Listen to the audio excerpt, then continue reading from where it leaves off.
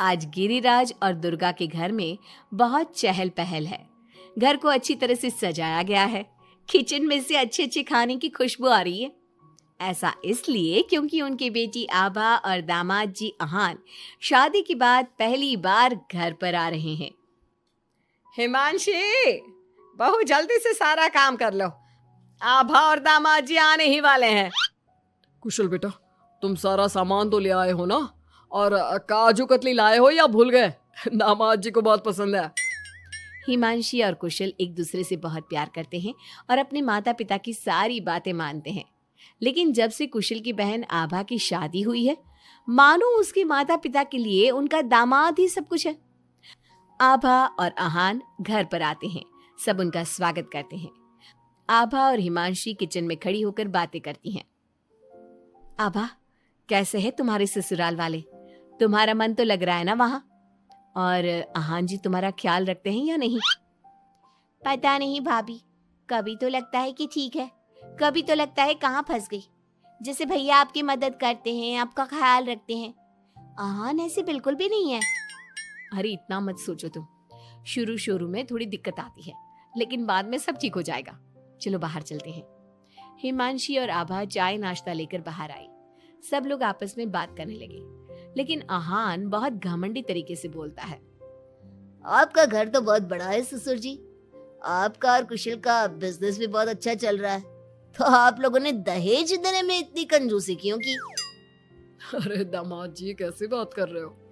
आपके परिवार ने जिस जिस चीज की मांग की थी वो सब हमने आपको दिया है। अगर किसी चीज की फिर भी कमी रह गई है तो बता दीजिए। कुछ चीजें बिना मांगे भी तो दी जा सकती है ससुर जी। अहान, अगर तुम्हें कुछ और चाहिए तो बता दो, हम तुम्हारी सारी इच्छा पूरी करेंगे। अहान प्लेट से बिस्किट उठाकर बोलता है। मांगने से दिया तो क्या दिया, वैसे भी आप लोग मेरी डिमांड कभी पूरी नहीं कर पाओगे।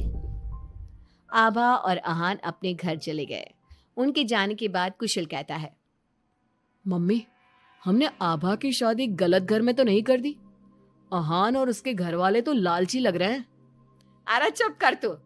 दामाद ऐसे ही होते हैं, तेरी तरह नहीं कि तूने अपने ससुराल वालों से कुछ नहीं लिया और हर समय अपनी पत्नी से चिपका रहता है। ऑफिस से थका हारा आता है और अपनी पत्नी के साथ घर के कामों में मदद करता है। मम्मी, दहेज लेना तो गलत बात है ना?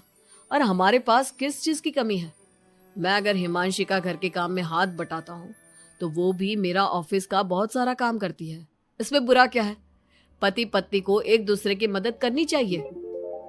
बेटा, किसी चीज की कमी तो अहान के घर पर भी नहीं है, लेकिन फिर भी हमने उसे दहेज दिया ना। ना केवल दहेज दिया बल्कि उनकी जो भी डिमांड थी वो सारी पूरी की। और उसने क्या किया? आपके और मम्मी के सामने ताने सुनाकर चला गया। आप दोनों को इससे दुख होगा। अहान ने इसका बिल्कुल ख्याल नहीं किया। बेचारी आभा का तो चेहरा देखने लायक था। कितनी शर्मिंदा हो रही थी वो अपने पति की बातों से। इस तरह कुशल ने अपने माता पिता को समझाने की खूब कोशिश की, लेकिन उसके माता पिता अहान को ही सपोर्ट करते रहे। और करते भी क्यों ना, हमारे समाज ने दामाद का रुतबा बहुत ऊंचे स्थान पर रखा है, चाहे फिर उनकी सोच कितनी भी नीची क्यों ना हो। इसी तरह से कई दिन बीत गए और एक दिन आभा अपने घर पर रोती हुई आई। अरे आभा, तुम रो क्यों रही हो? और ये तुम्हारे चेहरे पर निशान कैसे? आभा लगातार रोए जा रही थी।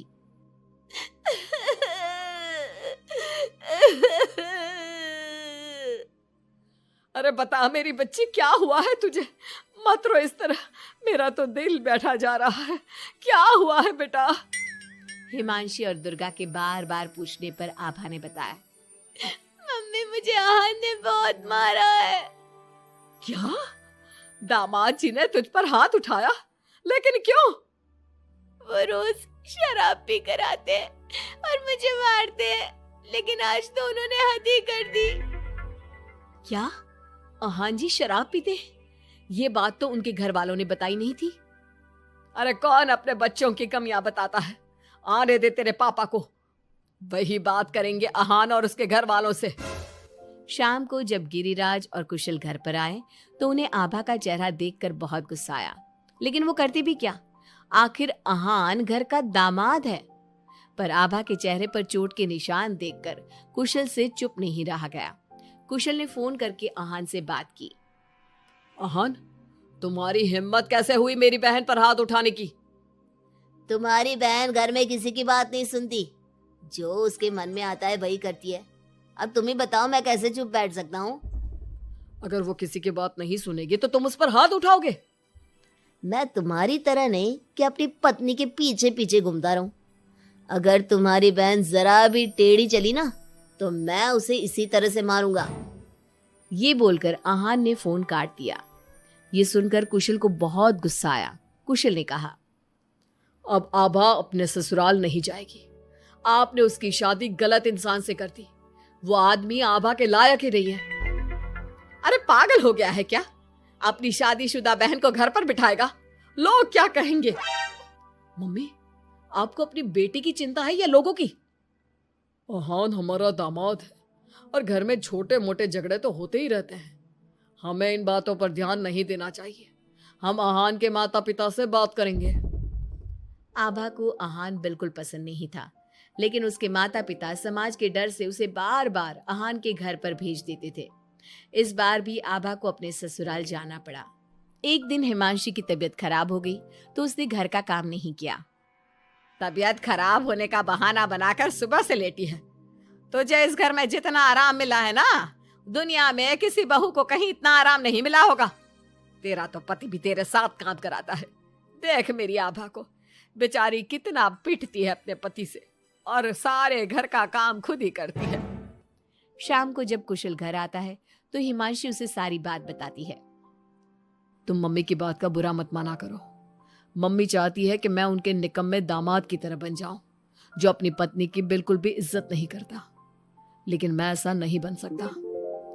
कुशल ने हिमांशी का बहुत ख्याल रखा और वो जल्दी ही ठीक हो गई। वहीं आहान आभा के साथ बहुत बुरा बर्ताव करता था। आभा के माता पिता ना तो आभा की बात सुनते और ना ही कुशल की। एक दिन आहान किसी काम के सिलसिले में शहर से बाहर गया हुआ था। वो जिस होटल में रुका था वहां उसे आहान दिखा। अरे ये तो आहान लग रहा है, मगर इसके साथ ये लड़की कौन है? कुशल ने वहां कुछ लोगों से पूछताछ की तो उन्होंने बताया, ये तो अक्सर इस होटल में अलग अलग लड़कियों के साथ आते हैं, लेकिन आप ये सब क्यों पूछ रहे हो? कुशल बिना कुछ बोले वहां से चला जाता है और घर आकर सभी को ये बात बताता है। लेकिन उसके माता पिता को तो इस बात से भी कोई फर्क नहीं पड़ा। अरे बेटा, इस बात को यहीं खत्म कर दो। हम आहान से क्या कह सकते हैं? आखिर वो हमारे घर का दामाद है। बेटा देख, ये बात ना आभा को मत बताना, नहीं तो उसे बहुत बुरा लगेगा। आप दोनों किस मिट्टी के बने हैं? दामाद दामाद कहकर आपने उसे सर पर चढ़ा दिया। मैं आपकी बहू के साथ अच्छा बर्ताव करता हूं तो आप मुझे झोरू का गुलाम कहते हैं। और आहान आपकी बेटी को जानवर की तरह पीटता है, आप तब भी उससे बात करने की हिम्मत नहीं करते। आप लोग बेटे और दामाद में इतना फर्क क्यों करते हो? बेटा, दामाद को तो सर का ताज समझा जाता है। हमेशा से ऐसा ही चलता आया है। अरे हमारे समाज ने ऐसे ही नियम बनाए हैं।